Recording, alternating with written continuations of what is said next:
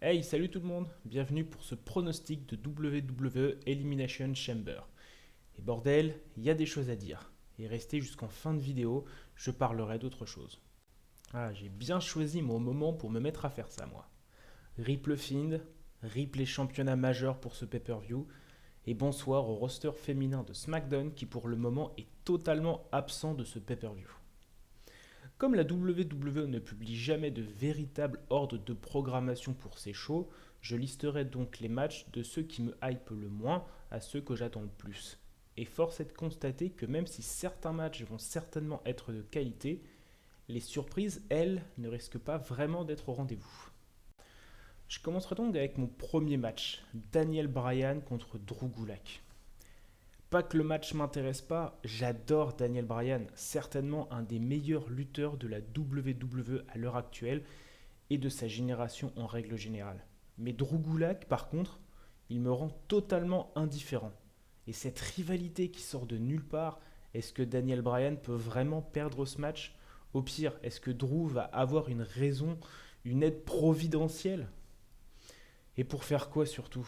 Je sais même pas où ils veulent aller avec ce match. En temps normal, je me poserais des questions sur la suite, mais là, honnêtement, je m'en fous royal. Ensuite, le match à handicap 3 contre 1 pour le championnat intercontinental entre Braun Strowman et Shinsuke Nakamura, Cesaro et Sami Zayn. On a vraiment le droit de changer un contrat comme ça lors d'une signature? Non, parce que là, ça a été fait de manière tellement rapide à se demander s'ils n'ont pas juste pris la décision au dernier moment en se disant que Strowman Nakamura n'intéresserait personne. C'est triste d'avoir ces trois talents dans des intrigues où il ne se passe rien du tout. Bizarrement, j'ai un seul intérêt pour ce match et tristement, ça va pas être pour le match lui-même. Pour ça d'ailleurs qu'il est aussi bas. Car j'aime beaucoup Cesaro et Shinsuke Nakamura et Sami Zayn a tellement plus à offrir que ce qu'il fait actuellement. Pour moi, le seul intérêt de tout ça serait d'avoir un titre divisé en trois. Car si Nakamura, Cesaro et Zayn gagnent, c'est qui a le titre? Et là, il y a moyen d'avoir un triple threat pour le championnat intercontinental à WrestleMania, et ça me hype déjà plus. Vient ensuite le championnat par équipe de Raw, où les Street Profits défendront les titres contre Seth Rollins et Buddy Murphy. Alors là, c'est certainement mon avis le plus subjectif de cette vidéo. Mais j'ai vraiment du mal avec les Street Profits.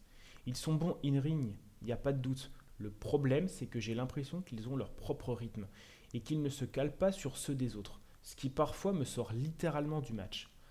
Angelo Dawkins, ça passe, mais Montez Ford, en plus d'être assez grand, il a une amplitude monstrueuse, ce qui parfois me fait juste penser, bon bah il va sauter, il va faire la moitié du ring à une vitesse dingue, qu'est-ce que tu veux faire en face? Avec Buddy Murphy, ça me dérange pas, c'est un lutteur qui a beaucoup de talent et qui est très agile. Mais contre Seth Rollins, je sens que je vais tiquer. Et ça m'embête, car ils sont très méritants. Et même si leurs premières promos m'ont laissé plus qu'indifférent, certainement la faute à un public bien différent entre NXT et les main rosters, ils se sont assez bien adaptés par la suite. Pour les résultats, je pense que les Street Profits doivent garder les titres pour le moment. Buddy Murphy et Seth Rollins n'en ont pas besoin actuellement et peuvent aisément se tourner vers d'autres programmes. Et puis bon, on va pas se mentir, tout le monde attend une intervention d'Owens et en l'absence de Samoa Joe, peut-être d'un nouveau partenaire. Ensuite, le premier match qui me hype vraiment, l'Elimination Chamber féminin pour la Challenger au titre de Raw à WrestleMania. Donc on commence avec le Riot Squad, ou plutôt l'ancien Riot Squad, avec Ruby Riot, Sarah Logan et Liv Morgan. Bon, déjà là, je pense que tout le monde sait qu'elles ne gagneront pas. Athlétiquement parlant, aucune des trois ne m'a vraiment impressionné. Sarah Logan est assez transparente, je trouve. Liv Morgan, il y a du mieux sans être transcendant. Et Ruby Riot ne m'a jamais clairement convaincu. Soit il manquait cruellement de star power pour l'Elimination Chamber, et au vu du roster, ça me paraît bizarre. Soit il souhaite mettre en place un match pour WrestleMania, ce qui là aussi me laisse dubitatif. À voir. Vient ensuite Asuka. Sachant qu'elle vient de perdre au Rumble, puis le lendemain, je doute que ce soit pour la remettre en selle pour le titre. Et puis de toute manière, elle défendra certainement les ceintures à WrestleMania, peut-être après la perte des titres. Mais pour le moment, je doute que nous la revoyons pour un championnat solo avant un bout de temps. Ensuite, Natalia. Elle a beaucoup de talent, certes, mais Becky Lynch-Natalia, c'est un affrontement que l'on a déjà vu plusieurs fois. Sans être déconnant, je les ai pas trouvés si intéressants que ça. Et puis je vois mal Natalia en course pour le titre actuellement. Et puis bon, on va pas se mentir, tout le monde sait qui va sortir vainqueur de ce match. Bah oui, Shayna Baszler. Même si d'après les rumeurs, Vince ne la trouve pas au niveau, vu comment est construite Becky Lynch en ce moment, je ne vois pas grand monde pour lui retirer son titre. Et Shayna Baszler en tant que challenger, ça se pose là. Premier affrontement à WrestleMania, je dirais même que ça offre une jolie porte ouverte pour un retour de Ronda Rousey. Je dis ça, je dis rien. Voir Shayna contre Asuka, honnêtement, ça me donne pas mal de hype. Natalia peut même très bien tirer son épingle du jeu et je pense que ça ferait un très bon trio final. Mais le problème de ce match, c'est qu'il laisse peu de doutes sur la fin. Mais même sans ça, 3 lutteuses sur 6 me laissent indifférent, ce qui est dommage pour un match qui sera certainement le main event de la soirée. Mais bon, ne crachons pas sur la soupe. La WWE nous a maintes fois montré qu'elle pouvait nous surprendre. De la bonne ou de la mauvaise manière. D'ailleurs, en parlant de surprise, le prochain match... on en parle de cette construction Undertaker Edgy Style pour WrestleMania avec le Phenom qui vient soutirer un trophée dont tout le monde se fout au Phenomenal One. Tout ça pour faire dire à Edgy qu'il n'est pas content de s'être fait battre par Papy. Et de Edgy qui bat Aleister Black avec la pose du Taker. Ah, mais quelle construction de fou à 1 mois et demi de WrestleMania. Fallait vous grouiller les cocos là. Et puis un match sans disqualification, avec le aussi à l'extérieur. Franchement, forcément que l'Undertaker va finir par faire un coucou pour l'aider. Après, faut avouer que ces deux athlètes, in-ring, ça peut vraiment faire des étincelles. Surtout dans un match sans disqualification. La storyline ne me hype clairement pas, mais le match va certainement être intéressant à regarder. Et puis ça fait un moment que je me dis qu'Aleister Black contre Undertaker, ça peut vraiment être sympa. Avec un triple threat match par exemple. Ça pourrait vraiment être une idée sympa à creuser. Et même si l'espoir est très mince, j'aime bien y croire quand même. Honnêtement, le résultat est complexe à pronostiquer. Faire perdre Aleister Black serait logique pour mettre en avant AJ Styles. A contrario, faire perdre AJ Styles à cause de l'intervention de l'Undertaker serait une manière de mettre de l'huile sur le feu.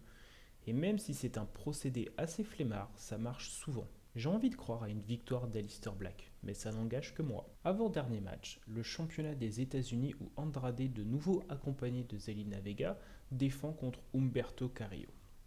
Alors ça, c'est juste un match à regarder. Rien à foutre des stories, rien à foutre de qui est accompagné de qui. On a juste des talents in-ring qui vont nous offrir un bel affrontement.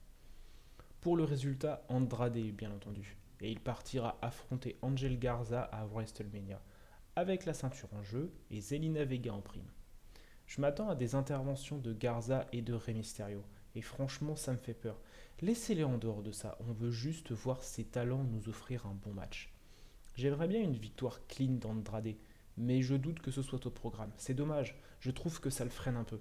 Cela dit, il forme un bon duo avec Zelina Vega, et voir se profiler l'affrontement avec Angel Garza me donne une bonne hype. Je n'ai pas grand chose à dire sur ce match en fait, juste que je l'attends avec impatience. Pour finir, le championnat par équipe de SmackDown dans l'Elimination Chamber. Les champions actuels, The Miz et John Morrison, affrontent les Lucha House Party, The Usos, le New Day, Heavy Machinery et Dolph Ziggler et Robert Roode qui rentreront en dernier. Levez la main ceux qui pensent que Lucha House Party ont une chance de l'emporter. Bien, allez au camp maintenant. Ensuite, Heavy Machinery contre Dolph Ziggler et Robert Roode, c'est certainement un affrontement que l'on verra à WrestleMania, ou peut-être juste Otis contre Dolph. Quant à Robert Roode, le pauvre, depuis qu'il a changé d'état civil, il est transparent, il fait plus rien. Restent donc les champions, les Usos et le New Day. Je ne vois pas l'intérêt de faire perdre les titres à John Morrison et aux Miz maintenant. Limite, je verrais plus ces derniers conservés et avoir un triple threat match avec les deux autres pour WrestleMania. Après, on va pas se mentir, quel que soit le résultat, le match va certainement être intense et de bonne qualité. On a des styles radicalement différents, de même pour les gabarits. Clairement, j'ai rien de plus à dire. C'est mon match popcorn de la soirée. Je pense que nous avons là la carte complète. En règle générale, les matchs Elimination Chamber durent un moment, 30 minutes en moyenne. Je ne sais même pas quel match sera en pré-show. J'aimerais bien que ce soit le handicap match ou celui de Daniel Bryan et de Drew Gulak, même si Bryan en pré-show ça me semble bizarre, mais je sens que malheureusement ce sera le match pour la ceinture des États-Unis. Désolé pour mon accent anglais plus que déplorable, malheureusement je compte récidiver, avec lundi ou mardi les résultats du show et mon avis. Bien entendu, je compte faire ça pour chaque pay-per-view de la WWE, ce qui concerne aussi les pay-per-view de NXT, et uniquement les pay-per-view pour le moment. J'aimerais aussi parler de la EW, mais les shows étant plus complexes à regarder en live, je vais attendre un peu. J'ai conscience que cette vidéo sort très tard par rapport au show, mais il faut bien commencer quelque part, et mieux vaut tard que jamais, comme on dit. Allez, je vous fais des papouilles et je vous dis à la semaine prochaine.